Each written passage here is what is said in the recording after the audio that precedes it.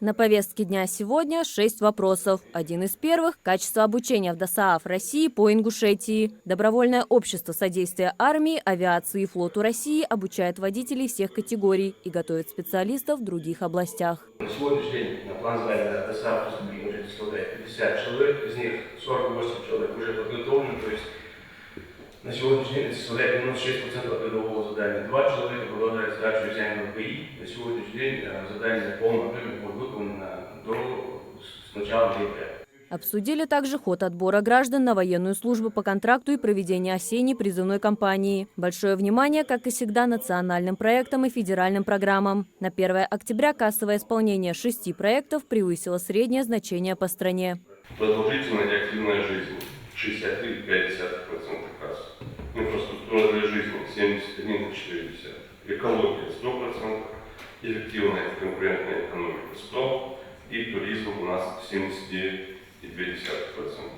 Далее, если говорить про кассовое исполнение, то больше 80% у нас уже исполнил Минтруд, Минприроды, Минздрав, Минтруд и Минэкономразвития. Руководитель ЦУР Ингушетии Берс Банхаев доложил, как проходит мониторинг информационного поля. На прошлой неделе в систему поступило 102 обращения. Количество жалоб остается на уровне предыдущего периода. Уменьшилось среднее время ответов. Сейчас оно составляет 3 часа 49 минут. На прошедшей неделе жители региона оставляли обращения в основном по таким направлениям, как ЖКХ, дорожная инфраструктура, энергетика. Что касается скорости реагирования на информационные риски, администрации городов и районов продемонстрировали оперативность, считает Берс Банхаев. Особое внимание заслуживает комплексный подход к решению проблемы водоснабжения на здании, где организован подвоз воды и информирование о ходе ремонтных работ. Я хотел бы в этой связи сказать, что вот прошлая неделя показала, как с информационным риском можно работать эффективно. Администрации и региональные органы исполнительной власти дают комплексные ответы в официальных комментариях. Один из основных вопросов на сегодняшний день – подготовка к отопительному сезону. Министр энергетики и ЖКХ региона Умар Султыгов отметил, что администрации муниципалитетов организовали комиссии по оценке состояния готовности теплоснабжающих и теплосетевых компаний к осенне-зимнему периоду. На данный момент республика уже практически полностью готова к отопительному сезону. Все будет завершено вовремя. Используя полученные материалы, Министерство энергетики и ЖКХ Республики Ингушетия сформировало и утвердило план мероприятий по подготовке предприятий в сфере ЖКХ к осенне-зимнему периоду 25-26. По данному плану все необходимые мероприятия должны завершиться до 15 октября текущего года. Угрозы слива воздуха у нас не наблюдается. Все идет штатным режиме и согласно срокам исполнения.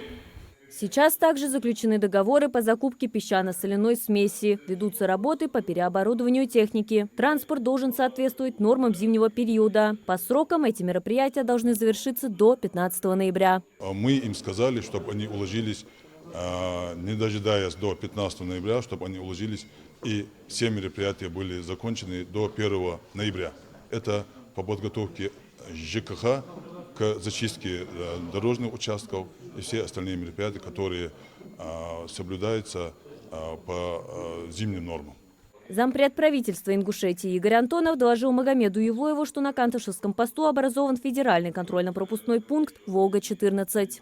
Основные задачи – это досмотр, выявление преступлений, пресечение грубых нарушений правил дорожного движения, наличие там, допустим, наших соседей, машин патрулей, будет только в том случае, когда будет вызываться опергруппы или следственно-оперативная группа, или экипаж ДПС для того, чтобы забрать нарушителей, собрать рапорта и тому подобное.